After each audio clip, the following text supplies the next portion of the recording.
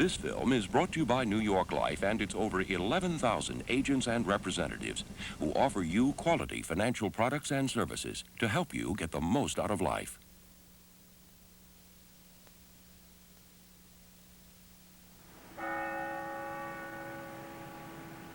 Sunday morning in Buffalo, New York.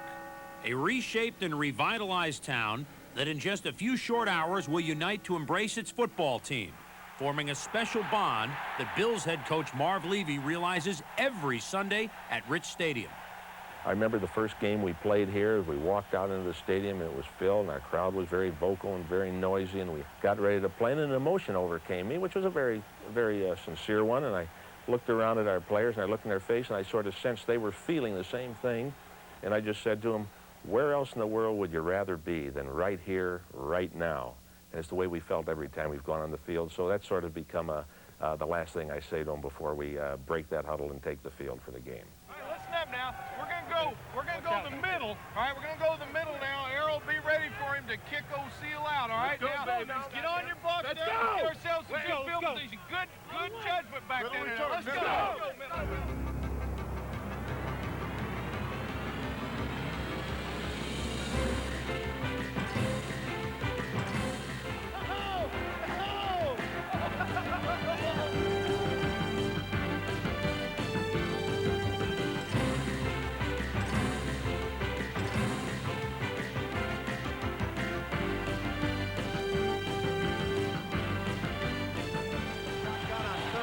At the 23, they send only 3 or 4. Here's a throw, and it is a touchdown. Andre Reed.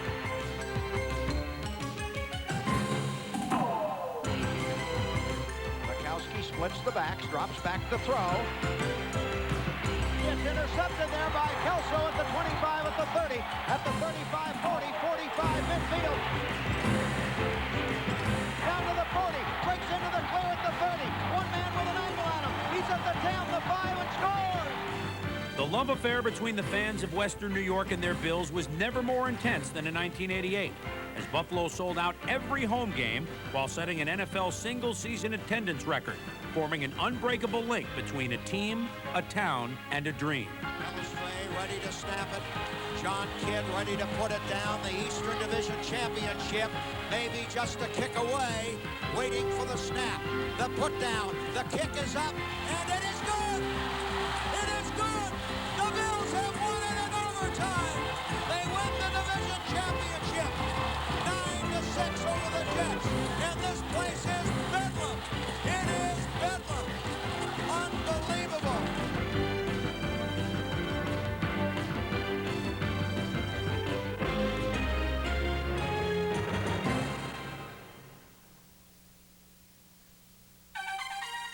After 4 straight losing seasons, the Buffalo Bills entered 1988 knowing their foundation for success was set. For 2 years, General Manager Bill Polian had worked side by side with Marv Levy to acquire the ingredients for a winning formula. And the 1988 Bills wasted no time making their efforts pay off. On opening day, the Bills jumped all over the playoff-bound Vikings for 6 sacks on their way to a 13-10 victory. In week 2, the Bills never allowed Miami's explosive offense to get on track as they shut down the Dolphins 9-6. The following week in New England, the Patriots jumped to a 14-3 lead before the Buffalo defense shut the door and left the issue up to kicker Scott Norwood. 15 seconds left. The put down, the kick is up, it's long enough, and it is good! And the Bills have taken the lead with 11 seconds to play on a 41-yard field goal by Scott Norwood. The Bills' 16-14 victory snapped an 11-game losing streak to the Patriots. And the next week, they welcomed the Steelers to Buffalo. For the 4th straight game, number 96, Leon Seals was a solid starter in place of Pro Bowl defensive end Bruce Smith, as Buffalo unleashed a total team effort against the Steelers. Fires, a man is there for touchdown! What a great move by Chris Burkett, and Dwayne Woodruff bought it big time. Snap from center, and the kick is blocked, and it is taken into the end zone for a touchdown by Rob Riddick. How do you like that? The 36-28 win lifted Buffalo to 4-0 and linebacker Shane Conlon sensed that the Bills had learned to win the tough games, which may have slipped away in the past. Buffalo's not used to winning close games, and it shows the character of our team that we came out of, especially early in the season. We won a lot of close games and just pure desire. The Bills' early season desire was fueled by the off-season acquisition of Art Still, an 11-year veteran who brought Pro Bowl credentials from Kansas City. Art Still acquisition has probably meant more even than most people know. We needed a defensive end who was good against the run. Well, Art Still's not good against the run. I think he's maybe the best that's ever played the game against the run. Still not only enjoyed his own rebirth in Buffalo, but also helped bring out the kid again in ageless nose tackle Fred Smerlas. Smerlas' 10th NFL season was one of his finest, as the block of granite in the middle of the Buffalo line earned his 5th trip to the Pro Bowl.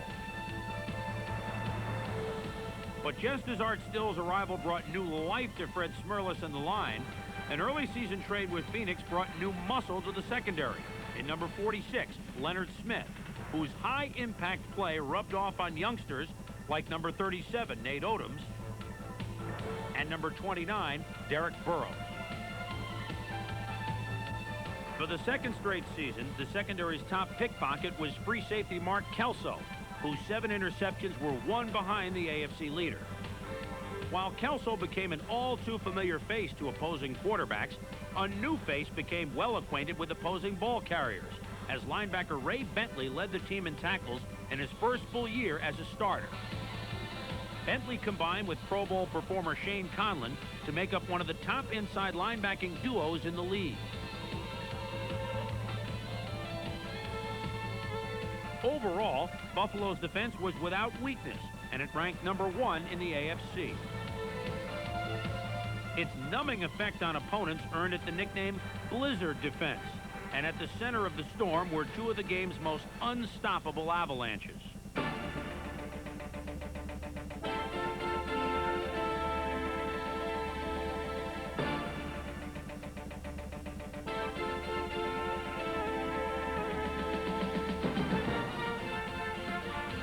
Despite missing the first 4 weeks of the season, defensive end Bruce Smith ran down a team-high 11 sacks and then surfed off to Hawaii for his 2nd straight Pro Bowl. But no Bills defender has ridden a faster wave to stardom than Smith's pass rush partner, Cornelius Bennett, a man who sometimes can't believe his own ability. So every week I do some different things that I look at on film, and I'm kind of amazed at myself, but I will have to say my overall speed against the run and against the pass is my specialty. In his first full season in the NFL, Bennett raced to the forefront to become perhaps the premier outside linebacker in the game, displaying every gift anyone could ever look for in a football player.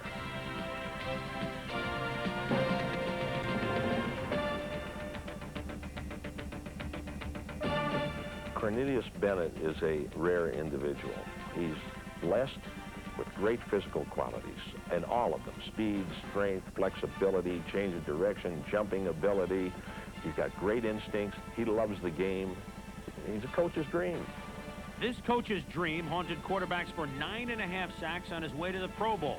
And in a Week 6 matchup with Indianapolis, Bennett and the Bills unleashed all their weapons on the Colts quarterbacks. Number 56, linebacker Darryl Talley, joined forces with the rest of the pass rush to record 4 sacks as the Bills shut down the Colts after spotting them a 17-0 first-half lead, allowing quarterback Jim Kelly an opportunity to orchestrate a brilliant second-half comeback. Kelly in the shotgun, in motion Reed. Kelly back to pass, the blitz again, and the throw to the end zone. Reed, touchdown!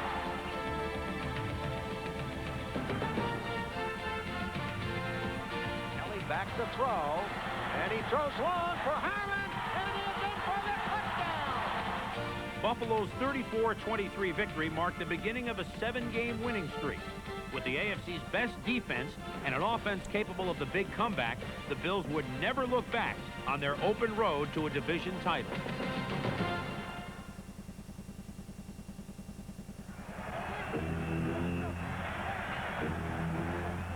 Just when you thought it was safe to return a kickoff.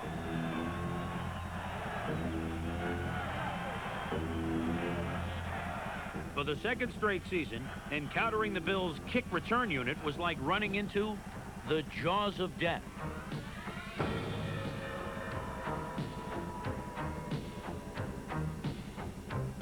Butch Roll, Mark Pike, Carlton Bailey, Hal Garner, and number 89, Steve Tasker, helped the Bills boast the NFL's #1 kickoff coverage for the second consecutive year. But no special teams performer was more consistent throughout the season than Scott Norwood, the NFL's leading scorer in 1988 and the first Buffalo kicker to be named to the Pro Bowl. Norwood was the difference in 6 Bills victories, including Week 8 against the Patriots. 17 seconds left. The ball goes to stop the kick. It is up, and it is good! And the Bills lead with 13 seconds to play. 23-20. I think any kicker worth his salt is one that dreams of that type of kick, and I'd love for it to come down to my foot, and should it, I'm certain that I'll put it through.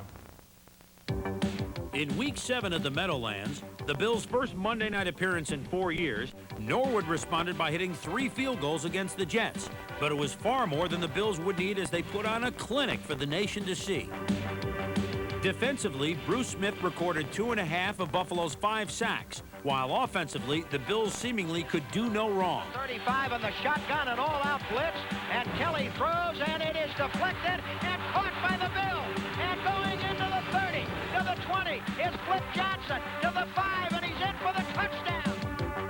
While Flip Johnson made the most of his first NFL reception, receiver Andre Reed made the most of his initial primetime exposure, catching 7 passes for 2 scores.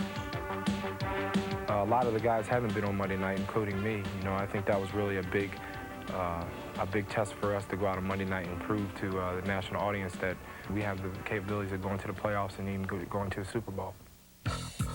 What a national TV audience saw of Andre Reed that night was something Buffalo fans were used to seeing every week.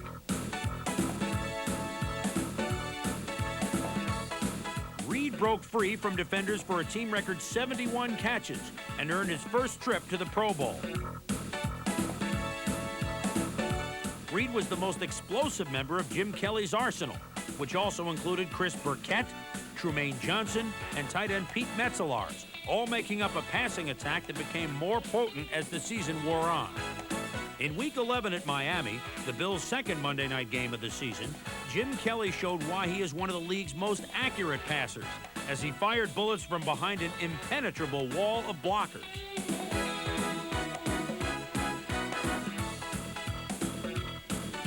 Kelly back to throw. Looking, he throws, and it is caught, and it is in for the touchdown. It is Ronnie Harmon for the score. Ronnie Harmon caught 1 touchdown and also helped the Bills rack up 205 yards rushing, while the Miami offense was held to just 33 yards on the ground.